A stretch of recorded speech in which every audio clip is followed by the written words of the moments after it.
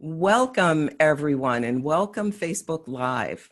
My name is Lenora Billings-Harris. I suspect you probably already know that because you registered for this Zoom. This is a Zoom forum on race, more than just talk. So many of you attended the first session, which was in June, and it was the first time I'd ever done anything like that. And many of you said, please, let's do more. So those of you who attended that first one, thank you so much for returning, and welcome to all of you who are here for the first time.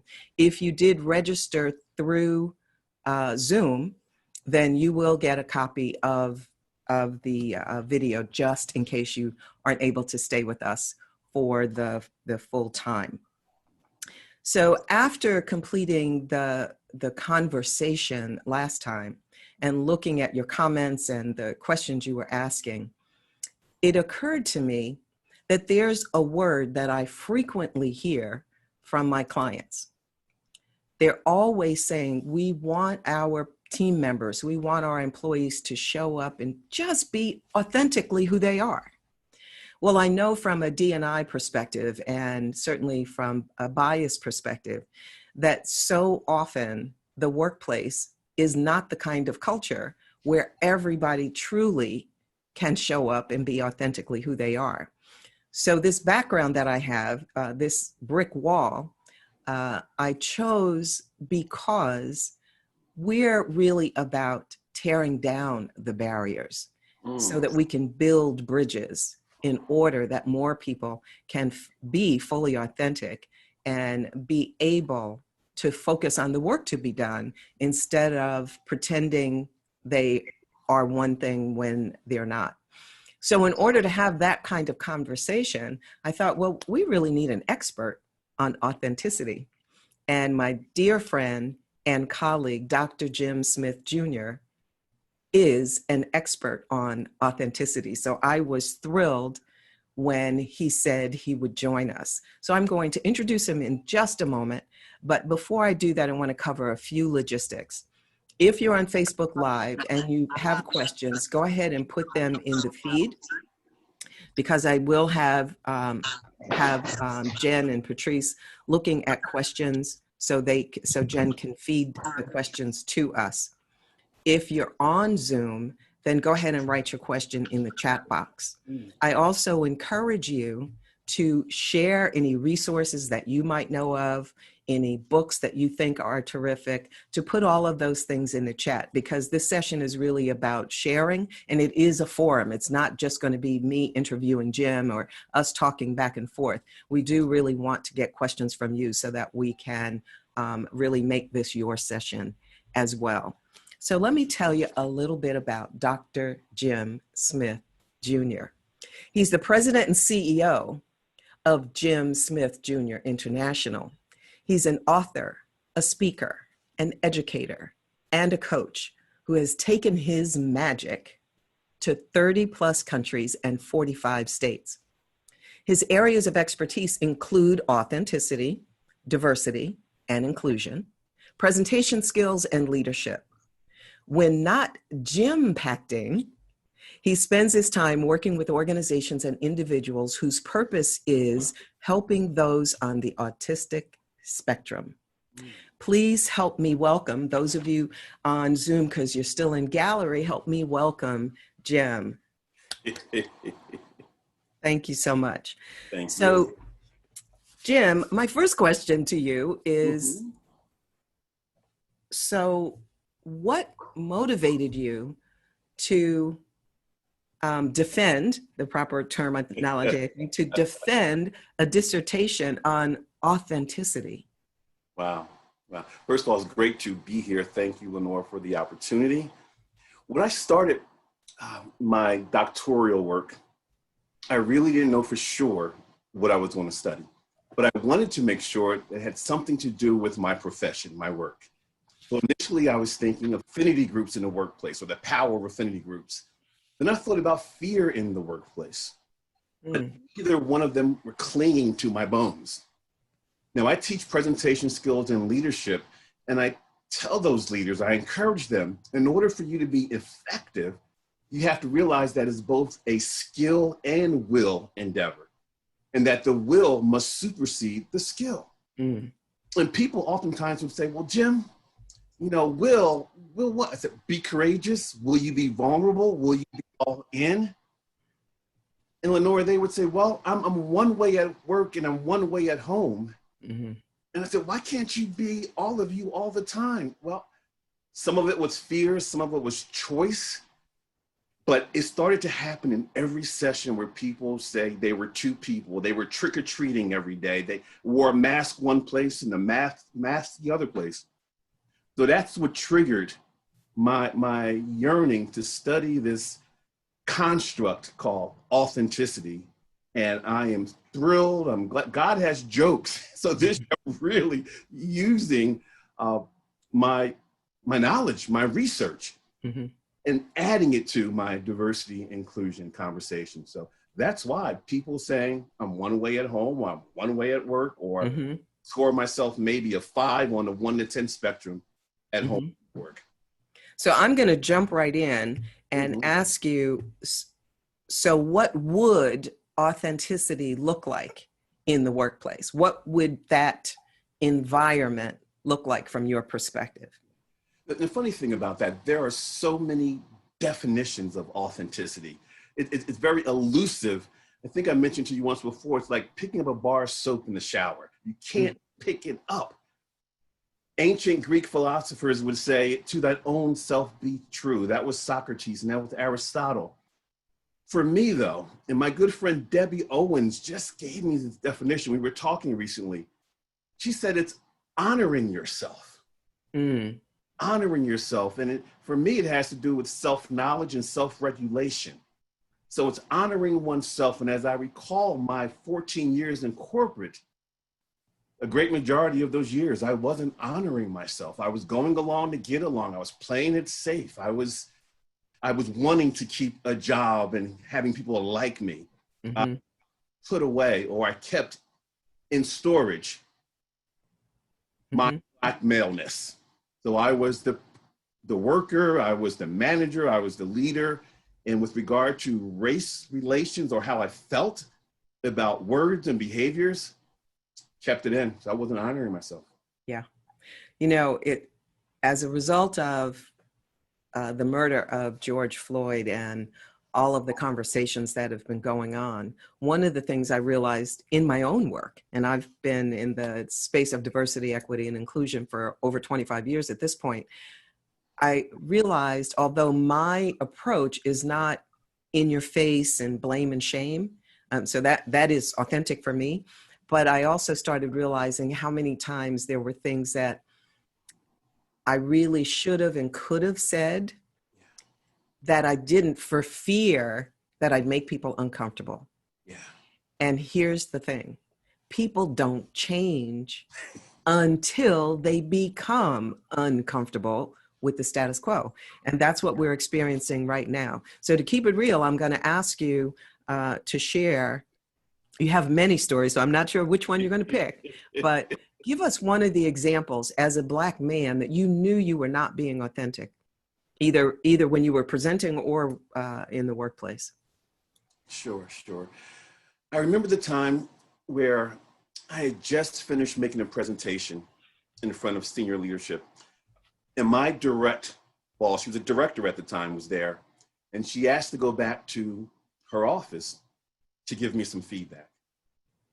I sat at the table, took my pen and paper out, ready to capture the praise and the polish.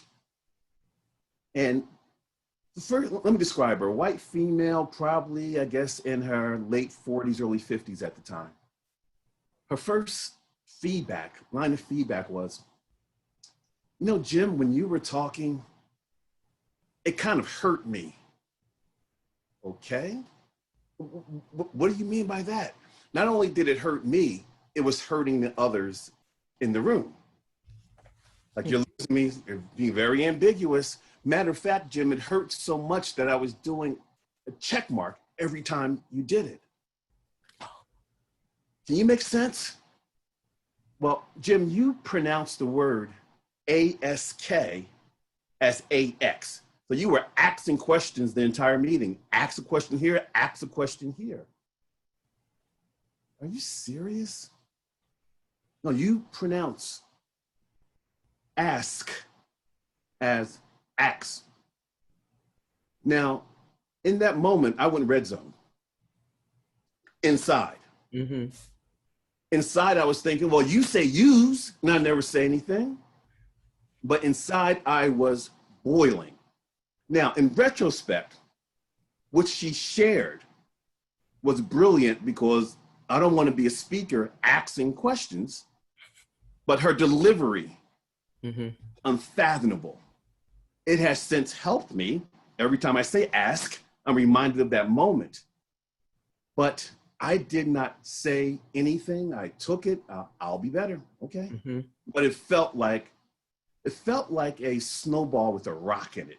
Mm-hmm. Slap. Mm-hmm. Internalized it and said, okay, all right. But I wasn't being authentic in sharing how that landed on me, as a Black man. So you took it in, but you didn't also share how it hit you. Absolutely. Absolutely. One of the things that I came across, so I don't really have the source to tell you, unfortunately, but one of the things that I came across, because many Black people say axe, and I got curious as to, kind of what's the history of the word. And what I discovered was that way back in the 1700s, to pronounce ASK correctly was to say axe. That's the correct pronunciation of it. So when enslaved Africans were learning English from their masters, that was one of the words, of course, that because they had to ask all the time, they used it frequently, and that just stayed within our culture. Now, there may be other cultures that happen to say the word that way, but certainly it is very prevalent among African Americans. And one of the things that people who are different, so not necessarily specific to African Americans, but people who are different want to belong just like everyone else. We all want to fit in. And so when we're at work, we're constantly covering, would be the D&I kind of word. We're constantly covering who we are because we're trying to fit in. We're trying to speak the language that you will best understand. And it's interesting to me how we go cross culture. So we know we should speak a certain way at work or when we're presenting. And then when we get around people that we're most comfortable with, family members or whatever, then other language comes right in. It just, you don't even have to think about it. It comes right in, because when you're around your family, that's a safe space. Now, here's the point, though, is that organizations are constantly saying they want people to be authentic. So it seems to me that one of the things that we all need to learn how to do better is to give feedback in a way that's not judgmental. That, that we hear all the time, constructive feedback, except feedback hurts regardless. However, intention is not good enough. It's the impact. And that's a lot of what I'm talking about, or as I'm listening to stories and then coaching executives, is be willing to listen when you're given that feedback. And at least in your case, the feedback was useful for you ultimately. But I'll share a circumstance, because I know a lot of people that are on this call right now are wanting to hear our stories so they can better understand what their workplaces are like, and then what decisions they can make as executives to improve it. Sure. This was several years ago. I used to work for one of the major automotive manufacturers. And I was the first African-American in this particular department. And my job was to travel all around North America. Picture this, I was in my mid-20s, travel all around North America, teaching middle-aged, white, rich guys how to run their dealerships. And there I was, Black, female, and young. Now, I wasn't trying to teach them how to sell a car, but I was teaching the management principles, right? So at the time, I didn't realize how much of a diversity disconnect that was for a lot of people. But nevertheless, after being on board for about 3 or 4 months, and people used to regularly say to me, because I was the only Black person in that department, oh, if you do well, then, you'll set a good example for your people. And I would swallow that. But I had a supervisor, a boss, his name was Tony. And he called me in his office one day and he said, I just want to give you some feedback on how you're doing. And I had been traveling all over and way back then, they would never send a woman, let alone a Black woman, out to deliver a workshop alone. So I had a partner, and of course the partner would always be a white male. And so these week-long seminars and workshops, and we'd work great together. And so Tony called me in and he said, it's amazing. You are doing such a great job. People really enjoy you. They're learning things. He's going on and on with the praise. But when a but is coming, and I knew one was coming. Now, for those of you who know me, you know that I always have an armful of bangle bracelets. Now, I have them tied down right now so that it doesn't make the microphone crazy. But I wear bangle bracelets. And so Tony went on and on with these praises. And then he said, there's just one thing. He said, I think you've got potential to go someplace in this company, but there's just one thing. I'm like, well, what is that? And he said, we're a pretty conservative company. Now, I know as folks that don't know the automotive business would think automotive is conservative, but they really are, just like any other large corporation. And he said, we're pretty conservative. And, just all those bracelets, maybe you should just take them off and not wear them at work. Well, that was 2 mistakes.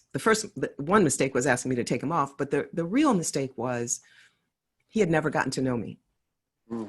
He only knew me based on the work that I did. He never bothered to ask, tell me about your bracelets, because certainly people would notice them, right? But we're so often in the workplace thinking we're not supposed to notice any difference. I had that question on a call with, I delivered a workshop last night virtually. And one of the questions that came in was, well, we've been taught that we shouldn't notice difference. And the fact of the matter is when you don't notice difference, that causes separation, not inclusion. So anyway, he said, leave the bracelets at home. Now I wear my bracelets because my grandmother started the collection for me when I was 16 and she's no longer with me. So this is how I stay connected to her spiritually. He didn't know that. So he asked me to take those bracelets off. Now my grandmother was still alive at that time. And somehow she must have been channeling me, because as I started giving the answer I'm about to tell you, as it was coming out of my mouth, I realized I was making a career decision.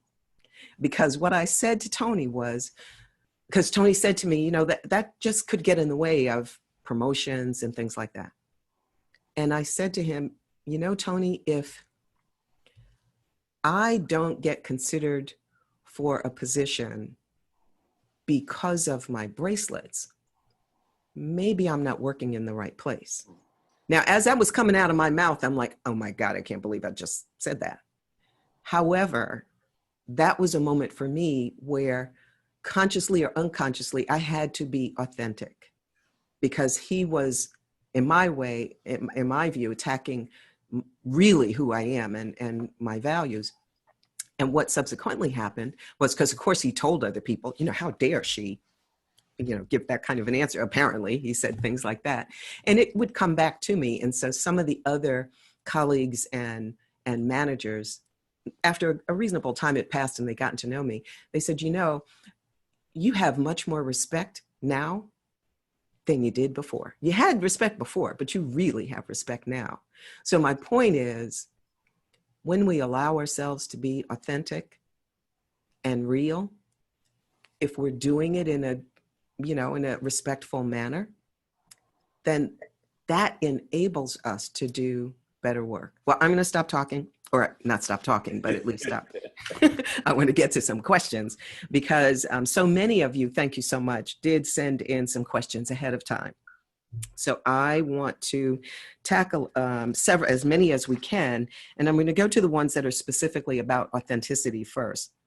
So Jim, How can a white ally assure their peers of color that they are acting with authenticity? Now, what I don't know is if the they is the white person or the they is the people of color, but you take it however you wish. Yeah.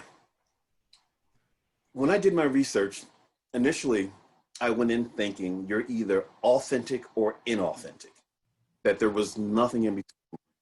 When I finished my research, I finished it believing that there are degrees of authenticity where it's more or less. Existentialists will tell you a person can't consistently be authentic because we're constantly evolving. Painting is authentic. A piece of jewelry is authentic. A rug is authentic. But as humans, we're constantly evolving. So that's why I believe more or less. But the answer to that question relative to how can you show it, it has to become a part of who you are. To become a part of your walk, your talk. It has to be part of how you show up, how you encourage, how you empower. It's being vulnerable, admitting when you don't know. You understand. It's letting people get into your front seat of life. Because to me, your front seat in your car, the front seat items are the items that mean the most to you. Your phone, your cup of water, your sunglasses, things that you want real close to you for that trip. Well, as a leader, as an individual, when I let someone in my front seat, that means I'm willing to be vulnerable. I'm willing to show them, I'm willing to be naked and say, here I am. I'm being very transparent. And as a leader, if I lead from a front seat perspective, guess what my employees are going to do? They're going to let me in their front seat. Now we have a front seat relationship. The proximity is a lot closer, and I'll know about those bracelets. I'll know that Jim, as a 23-year-old English major out of college, mispronouncing a word, you may want to start pronouncing it correctly. When we get closer, draw closer, I think then we begin to live what we give, and people will begin to believe that what we're doing is not an event, is not a moment, it's a mission. Our mission is one and the same. Well, and herein lies the brick wall, so to speak, that barrier, because people may want to get closer, but what I'm hearing over and over and over again in my sessions with clients is that I'm afraid to say anything because I might say the wrong thing. I'm afraid to ask the question because I might offend. And much of that has to do with our human need to belong. It is so strong that even though I really want to know something about you, I might not ask it, because too often we ask the question we want to know and it lands on a person that has heard this a million times. And sometimes that person might take it in stride and realize that this person just doesn't know, they're really genuine. Other times, though, they might get a bit upset about it. I like basketball. You know, I don't know all the players necessarily, but I've always liked basketball. And so when I started learning more about unconscious bias and learning, how things show up in the workplace when we think we're making friends, is one of the things that a lot of people, especially in the US, will say to a really tall black guy. Now they'll say it to a white guy too, but always to a really tall black guy. And now sometimes women, you know where I'm going, Jim. It's, so did you play basketball?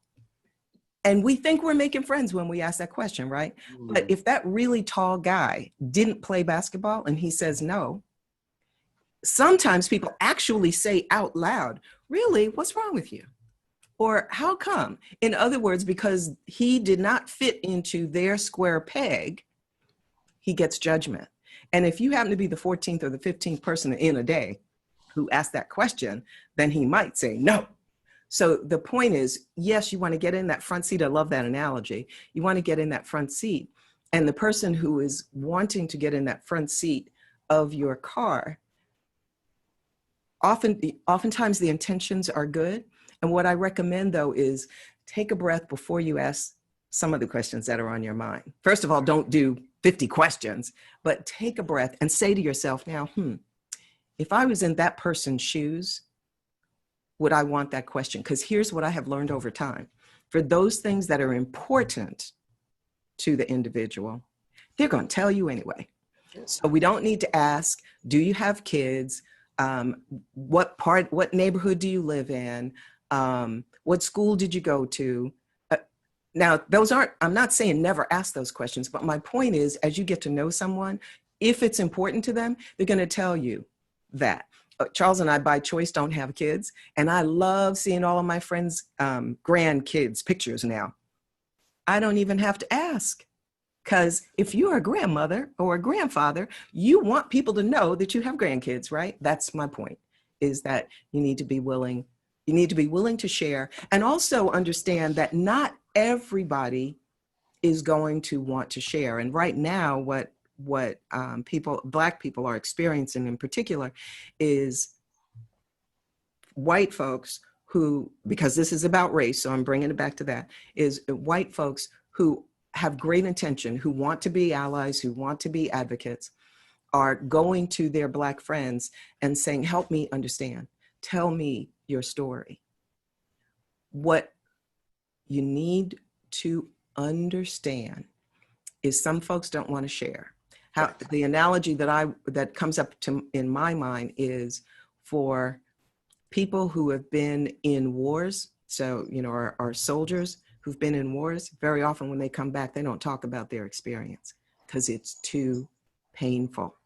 And so for many of us who have had circumstances that we really just didn't ever want them to happen, we have to pull up a lot to be willing to share. So just be understanding if folks don't necessarily want to share. And on the other side, there are those of us who know that it will help all of our learning, all of our ability to be more authentic if we are willing to share. The other thing that tends to happen now is you go to the Black person or to the gay person or to the one woman and think they're going to speak for their whole cultural group, whatever it is. So we want to be careful about that. Lenora, two quick things relative to what you said. Number one, getting in front seat means you sharing what's in yours first. You can't withdraw unless you've made deposits. Or deposits you've made in that relationship, then you can do some withdrawing. So if we have no relationship and all of a sudden you want some front seat information, the doors are locked. Yeah. It's you admitting, I don't know, and I've been doing some research and I'm really talking about this race thing. Again, now you're acknowledging that this is uncomfortable. Now can you help me understand how you show up for the difficult conversation? Well, and another thing that comes to my mind relative to the front seat of the car, how I like that analogy, is I've been fortunate to go to South Africa many times to do work. And the last time I was there, Uber was alive and well. And so my Uber driver that was going to take me to the airport, the planes leaving, coming back to the US leave like at 2:00 in the morning. So it was, very late at night and you're getting in the Uber, and I started to do exactly what I always do, which was get in the back seat. And he said, no, ma'am, please sit in the front seat, because the front seat was safer. Because in South Africa, if you're sitting in the back seat, then bad people assume that's an Uber. We're going to go rob somebody. Wow. One or the other. So the front seat is the safer seat. So if we think about that from a work perspective, is your front seat safe? Ooh. Is your front seat safe? Hashtag stealing that. For that person. So somebody hashtag and put on Twitter already. Okay. So let's see, what else do we have here? This is a question I get frequently, so I'll ask this of you. And Megan asked this one, thank you. What's the best way to approach having an authentic conversation with coworkers? I think you answered it a little bit already with saying, be vulnerable first, share some information, but what else comes to your mind?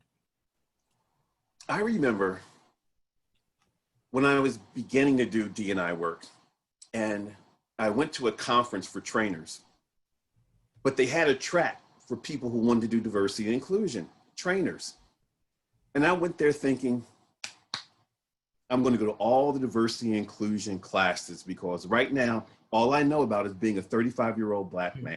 So I remember going throughout the day, all the workshops, and then getting on the hotel shuttle to go back to the hotel. No one, actually, there was one person on the shuttle with me. I walked up to her and I sat down next to her. And I said, excuse me, my name is Jim Smith. My organization has just asked me to be on the Diversity Council and lead the diversity training initiatives. And I'm not really feeling comfortable because I don't know a lot about diversity and inclusion. And it's why I decided to sit down next to you and pose a question, if that's all right. You appear, again, perceptually, to be of Indian culture because you have the dot there. Can you tell me what that means? Because that's going to strengthen my diversity toolkit when I get back. She started laughing. That's funny, Mr. Smith. And she introduced herself. She said, you and I are in the same boat. I'm just beginning to lead my organization's diversity and inclusion initiative. And I have a question for you. Should I call you Black or African American? Yeah. Now, Lenora, we stayed on that shuttle back and forth, having that conversation that began uncomfortable and became very comfortable. So you don't approach the conversation like you are the expert. You approach it, your energy should be one of vulnerability and seeking to understand because you know. It's something like, based on everything that's happening now in this world, diversity and inclusion, anti-racism, micro inequities, they're important to me now. And I need to understand more about those because I don't. Would you mind sharing some thoughts, if you have some relative to those? Just asking for permission, because that person may not, like Lenora said, may not want to talk about it, may not believe that you really want to know. Do you know because you have to now know, or do you want to know because you want to know? And we can feel the have to know energy. Yeah. And what comes to my mind as you say that, because another question, and by the way, there's some people wondering, so do you say Black or African American? My answer to the question, by the way, is yes, because it depends. I mean, obviously, if you're talking to one person, you call them by their name. If you need to make a general statement, and I know several of you on this call are executives, and you speak to your staff on a regular basis, when you need to make a general statement, African American is the more formal, if you're talking to Americans, is the more formal version. However, if you're global and or you're not quite sure of the ethnicity of the people on your team, then Black is appropriate too. But here's the reason why some folks like Black, some folks prefer African American. In most newspapers, it's starting to change a little bit, but in most newspapers, when they are referring to a Black person, clearly the word Black is referring to an ethnicity. The B is small case. When you're referring to a Black person and you say African American, you have to capitalize both A's. So it's a matter of respect. Some people prefer African American because it shows more respect. Now, if you're from Jamaica, born in Jamaica, then you're not African American, you're Black, because most would prefer that you call them Jamaican to begin with. So it's a rock and a hard place kind of thing, but it brings us back to be willing to be vulnerable and ask the people in your workplace what their preference is. You're going to get both. But then when you're presenting, when you're actually talking, or when you're writing your speech and that kind of thing, say Black sometimes, say African American sometimes, so that way you cover it all. When I'm presenting, sometimes I say white, sometimes I say Caucasian, sometimes I say European American, because outside of the US, typically when they're referring to white people in the US, they often will say European American. So you're never going to get it totally right, but at least be willing to have that conversation. The other thing that I was going to go to, though, is what many Black women experience. And believe it or not, even with me with so little hair, I actually experienced the same thing last summer.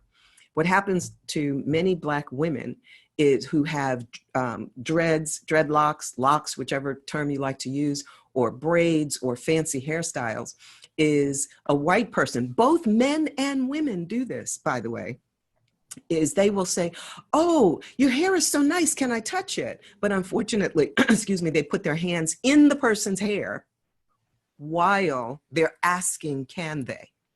Now, some of you, I'm sure, are saying, no, people don't do that. Trust me, every time I'm in front of a group and I start that example, the Black women in the audience are nodding their head that it happens all the time.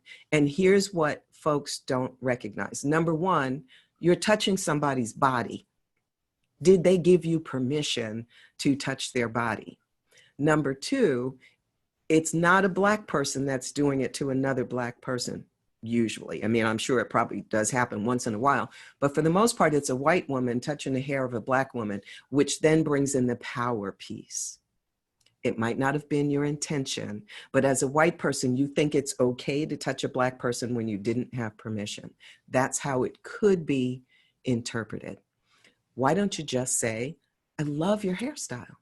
Now, what is I seem to be getting a lot of lately is men. Just last night on the same call I referred to a moment ago, it's one of the questions that came up is that the boss said to a Black employee, so is that your hair or is it extensions? Now, what jumps into my head is, well, if you paid for it, it's still your hair. But here's the real question. Why does it matter? So slow down a moment to ask, why does it matter? Because if you actually start thinking about it, it probably doesn't really matter, especially if her hair is pretty. I mean, if you think it's pretty, then that's what you say. You don't have to ask those more stereotypical questions. But it's uncomfortable ground for all of us, not just for Caucasians, European Americans, or white people who are wanting to know more of the story and have an understanding of systemic racism. And that it's not just uncomfortable for them, it's uncomfortable for Black folks too, to be asked those questions so often. And when those microaggressions happen in the workplace, if there's just one little thing, then that's probably, you can get over that. But when the same thing keeps happening all the time, then it's like, what I think about is when you're walking down the street and it's really, really hot and you accidentally walk into a sea of gnats that are flying any other way, right? It's a lot of them, it's awful, it makes you uncomfortable. And so then when the person doesn't respond in the tone of voice that you think is appropriate and you're wondering, well, what's wrong with them? Well, reverse it. Just think about, is there another way I can ask that? And, have some one-on-one or one-on-two conversations and ask all of the quote unquote dumb questions, because they're really not dumb unless you don't ask them, but talk to people that you trust already, who you're already in their front seat, and say, okay, I've got some questions. I know they're going to be dumb, or you might think they're dumb, but I really don't know. And then be willing to listen to the answers. And here's the other piece, is listen to their answers with intention of being influenced. Not listening for them to share and then they put a period at the end of it and then you share what you think is a similar experience. This is not the right time to do that. Because if they were willing to be vulnerable enough to tell you a heart-wrenching story, most likely you don't understand. You're attempting to, but when you say, oh, well, something similar happened to me, unless you're another Black person, not likely. So separate those two conversations. Share, but share that piece at another time.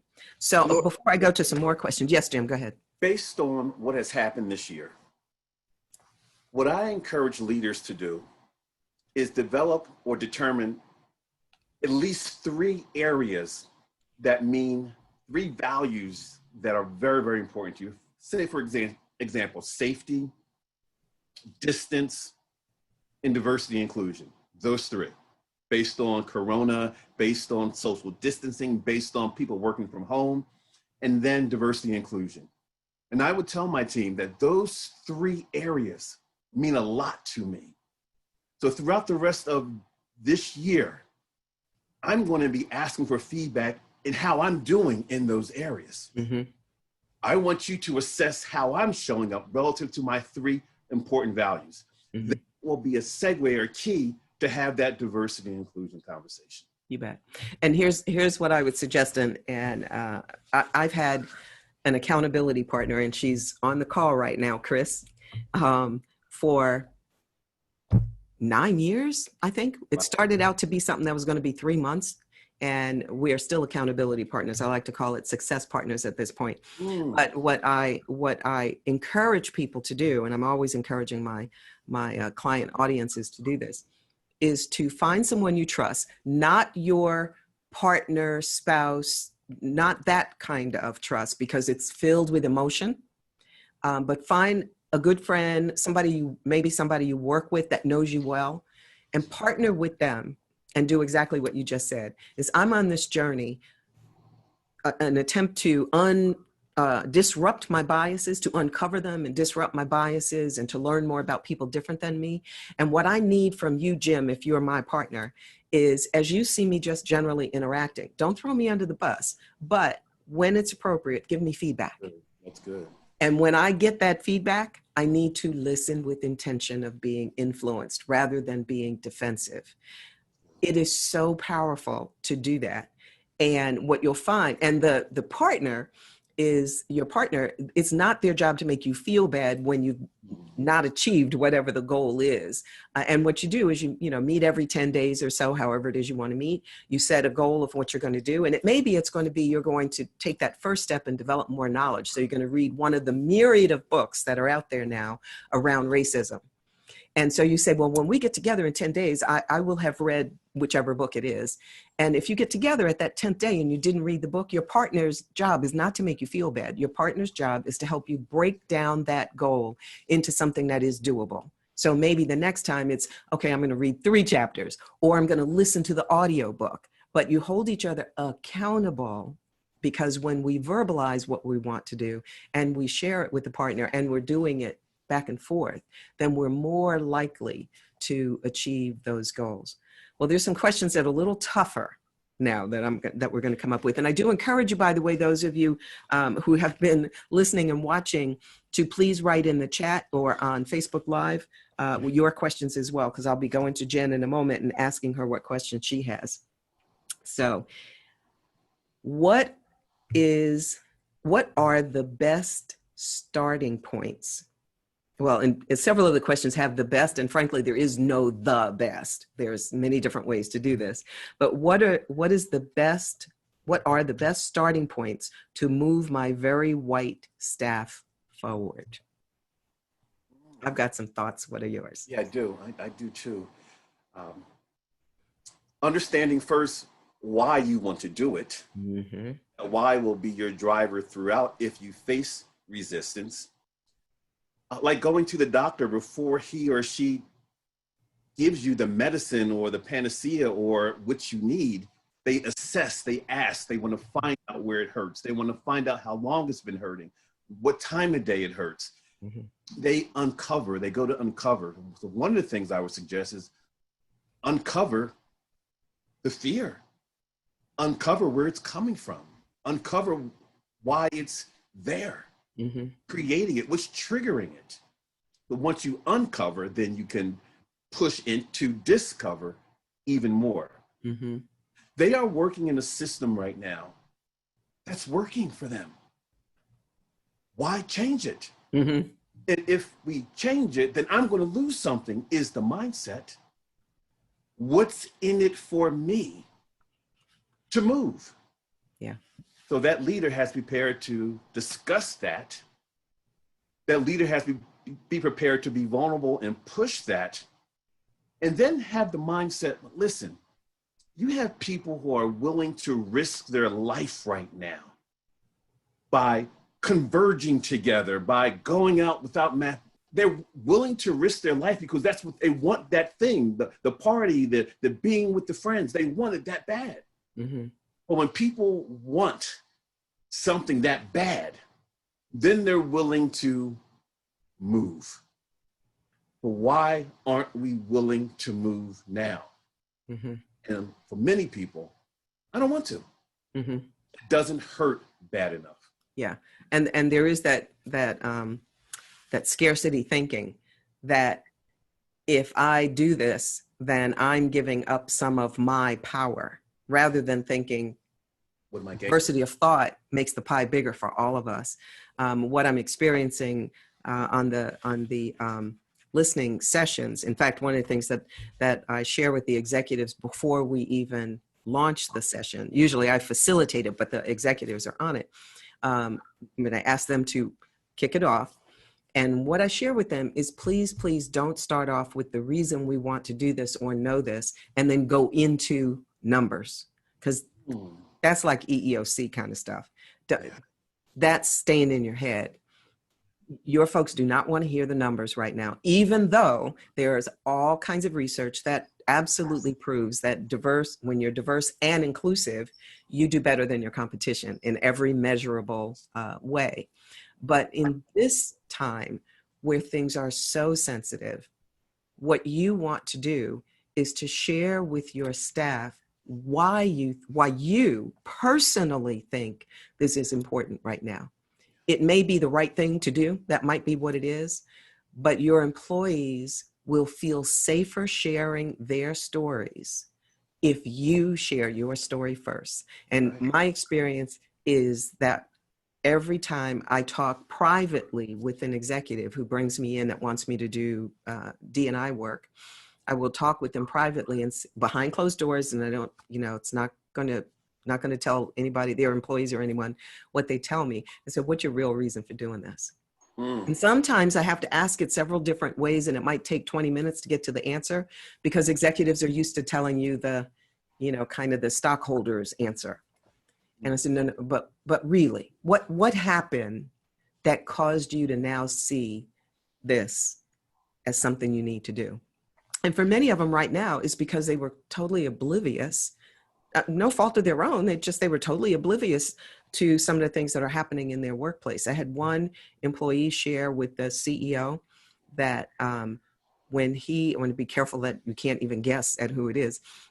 This Black male engineer said, part of my job requires me to go to a certain place, to a certain part of the organization, which is not in headquarters. And he said, what I have learned to do is to go in, and I have to stay in that area overnight, usually a couple of nights. But I've learned that I go, I do my work, I leave immediately, have lunch, leave right after, and go to my hotel, and that's it. And the question, of course, is why? He said, because for that particular environment, I'm the only Black man, the only Black person there. And the other folks are very comfortable sitting at tables close enough at lunch for me to overhear their conversation. And they talk about things that make me fear for my life. I don't know if they would ever make it real, but I don't want to give them that chance.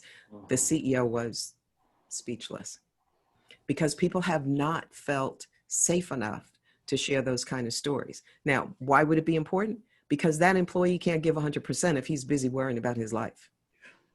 So if we're wanting our employees to show up and give 100, 110% or whatever, then we obviously need to do something in the environment. And to your point of asking why, or getting clear in your mind why, it is so critical. Why do you really want to do this? And I'm encouraged that there are so many people who just didn't know the history.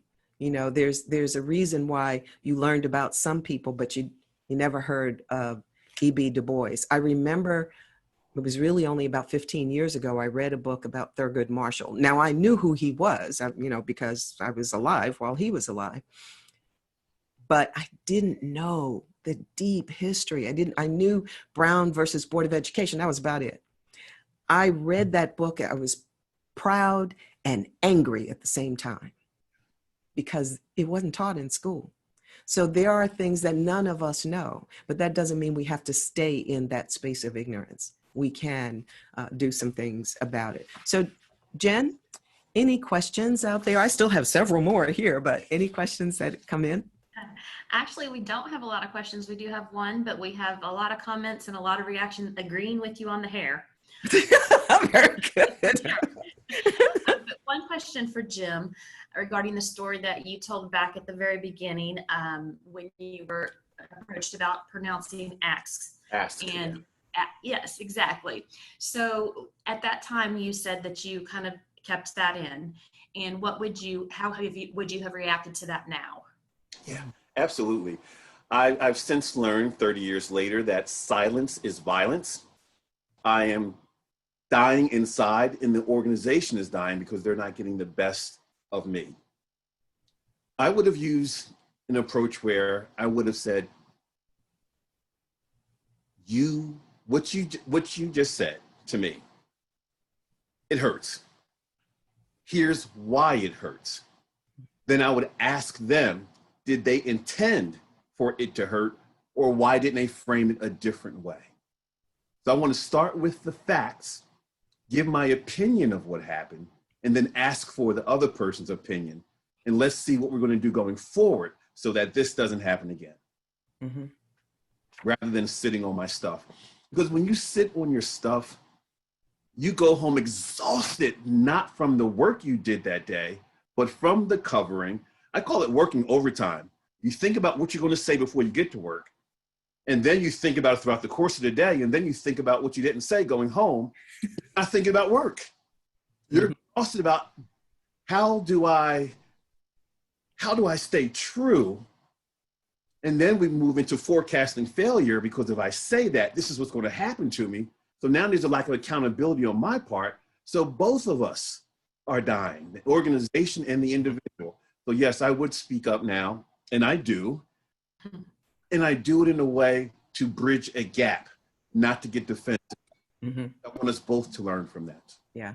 And the one of the things that we need to keep in mind is for Black folks and Black men in particular, because we're seeing so much of what is happening to them via police and, just all kinds of ways, is there's so many reasons not to speak up because it just might not be safe enough.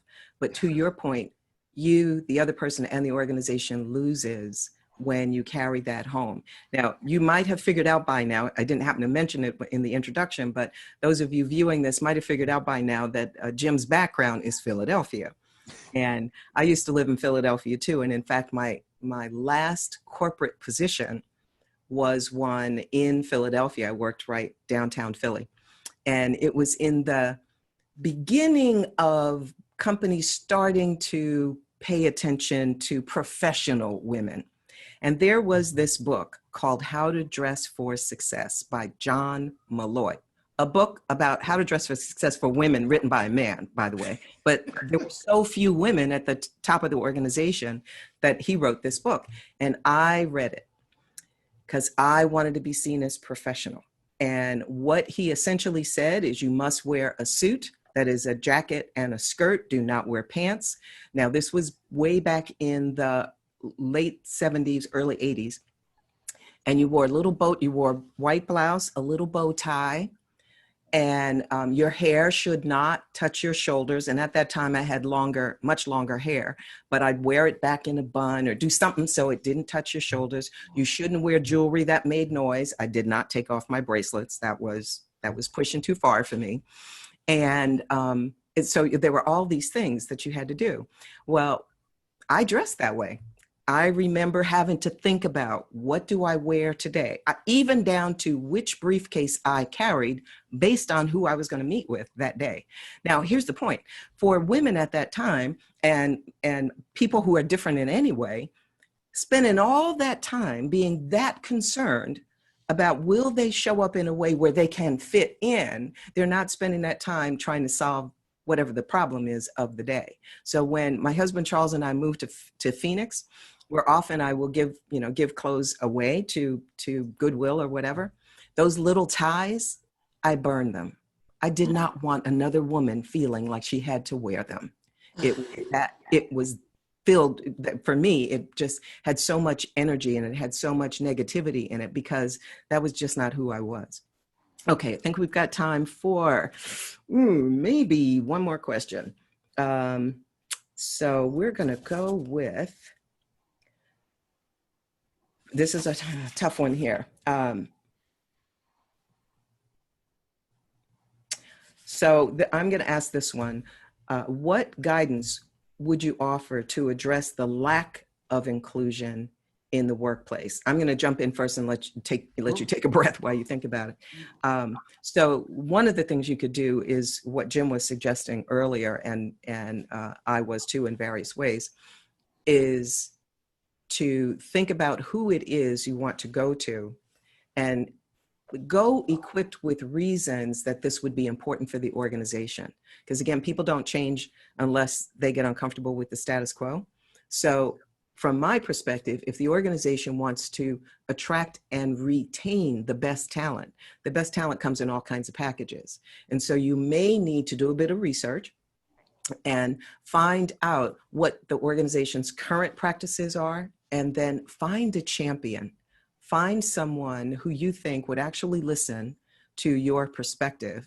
And then you might start small, but then go bigger. Now, obviously, change happens faster if it starts at the top, but it doesn't have to start at the top. And certainly with all of the protests and everything going on right now, it didn't start at the top. It really started with a lot of people focused in the same direction, keeping their eye on the prize and keeping it alive, constantly talking about it. So find some champions, because the fact of the matter is, even if you think there might not be any, there probably are some. But do a little bit of research first and then talk to that person, and then the two of you can be allies together. And what I'm going to do with the other questions that we have, I'm going to give Jim a chance to answer this and to make some closing comments, is that I will answer them. We will answer them via video, and then we'll post the video so that you can see that. It's because these are great questions, some of which it would take the whole hour just to answer the one question. So Jim, anything to add to that question? Sure. And since time is getting away, I'll be brief. Several things.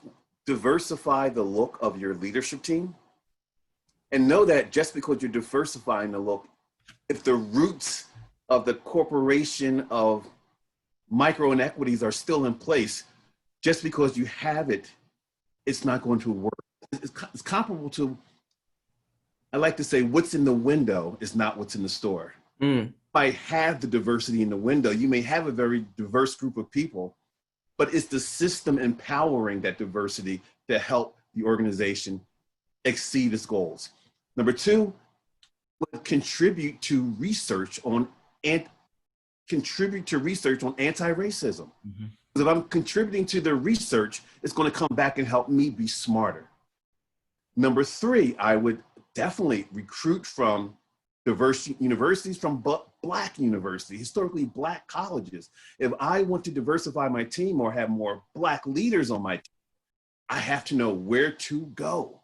And when I worked in corporate, oftentimes the organization I worked for would do that, but they would send all white recruiters. And the students would laugh and saying, I want to see someone who looks like me to determine if it's safe there, and you're not doing that. So they wouldn't take them seriously. So it's putting your money there. And last one also would be, from a performance management standpoint, I would put managing diversity and inclusion into performance appraisals. Absolutely. To determine, let's see how you do it each and every day for that year, and you get assessed on it. The CEO of Microsoft was being interviewed. I don't remember if it was CNN, MSNBC, Fox, one of those. And the question was asked, are leaders held accountable for diversity and inclusion? And he said, yes, and they've been doing that for years. But that's the one thing that most organizations won't do. So that's pretty key. So Jim, a minute for closing thoughts, and then I'll wrap up. Absolutely, absolutely. One of the first diversity and inclusion organizations I worked for, the CEO had this model. He called it vectors. A vector is a force with movement in direction, either going east to west or west to east. And he likened it to, if you are running and the wind's behind you, pushing you, the wind's pushing you forward, juxtaposed to walking into the wind. So there's either tailwinds or headwinds. What organizations could do or should do is eliminate the headwinds for people of color, for Black people, eliminate the headwinds. Now, when there's headwind, you still reach that destination, but you get there, you're tired, you're more exhausted, you've been walking in the wind. Tailwind, you might get there faster and think, oh, I'm just better. No, you get a tailwind. Leaders going forward, I encourage you, get rid of, delete those headwinds. Create more tailwinds. From California to Philly, from Philly to California, the shorter trip, west to east, yeah, on the same place. Excellent. Thank you so much, Jim. Oh my gosh, there were so many tweetable comments that you made. It's just amazing. So I want to leave you with this. First of all, again, thank you everyone for joining us. We've on TV and the media and everywhere, we've been hearing a lot about what's happening to Black men. And June was Pride Month. It didn't get a lot of attention because of everything else that was going on. But I want to leave you with a statistic and then also a definition. I heard this statistic about 3 weeks ago, and it just brought me to tears. For a Black trans woman, their life expectancy is 35 years. 35 years. We have not given attention to all of the abuse and the murders, etc., for Black women, period, and particularly Black trans women. So I want to leave you with this, and those of you who know me, I say this all the time, Ubuntu. Ubuntu is a Zulu proverb, and when I learned what it meant, I realized that was the broad definition of diversity and inclusion. Ubuntu means I am because we are. We are because I am. Well, I'm motivated to do another of these. I don't know how long they're going to last, but I just keep thinking of more things that we can share and learn from each other. And I hope that you will go on this journey with me. So join us the next time. You certainly will get an email or it'll be posted on social media on when the next one will be. Thank you so much. Please stay safe, stay healthy, wear a mask for you and for me. Bye now.